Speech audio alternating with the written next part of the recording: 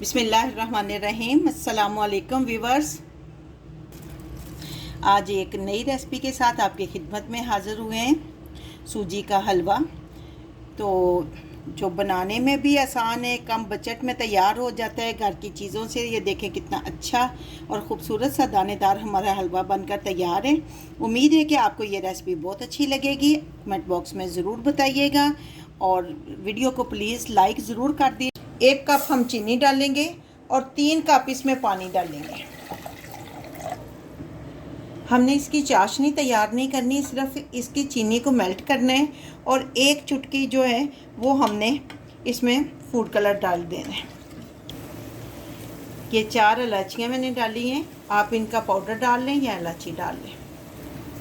ये चाशनी सिरप हमारा तैयार है। हमने इसकी चाशनी नहीं बनानी जो 1 तार 2 तार, बस थोड़ी सी चीनी को मेल्ट करके हमने 2-3 दफ़ा बॉईल दिलाना है और फिर फ्लेम को ऑफ कर देंगे।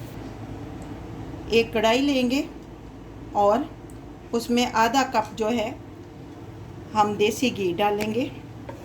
आप चाहें तो कुकिंग ऑयल डाल लें। देसी घी से ये कि इसका टेस्ट बहुत अच्छा बनता है।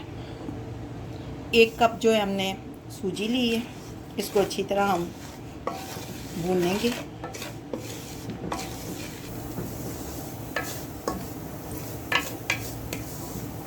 इसको अच्छी तरह मीडियम हमने फ्लेम रखी हुई है। अच्छी तरह इसको फ्राई करते रहना है 5 मिनट तक, जब तक अच्छी तरह फ्राई ना हो जाए, खुशबू ना आने लगे तब तक।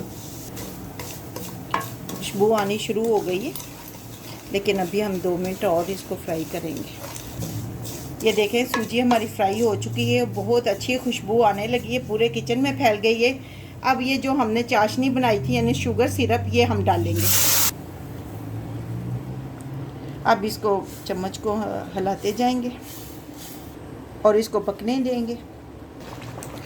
देखिए ये पकना शुरू हो गया है। अब आपने बहुत एहतियात करनी है, क्योंकि ये जो बुलबुले जब बनते हैं तो ऊपर पड़ जाएं तो बहुत ख़तरनाक होते हैं, बहुत जलन होती है। लें जी, हलवा हमारा बनकर तैयार है।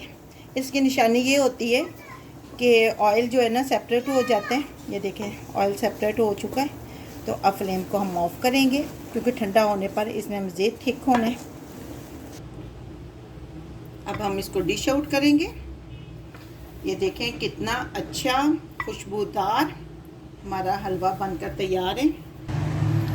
लें जी, डिश आउट तो हमने कर दिया। अब गार्निश आप अपनी मर्ज़ी से कर लें, जिसके साथ आप चाहें, जो फ्रूट आपको पसंद है। कुछ बादाम डाल देते हैं ताकि दिमाग भी जो है ना वो फ्रेश हो जाए। लें जी, हलवा हमारा बनकर तैयार है। उम्मीद है कि आपको ये रेसिपी बहुत अच्छी लगेगी। कमेंट बॉक्स में ज़रूर बताइएगा।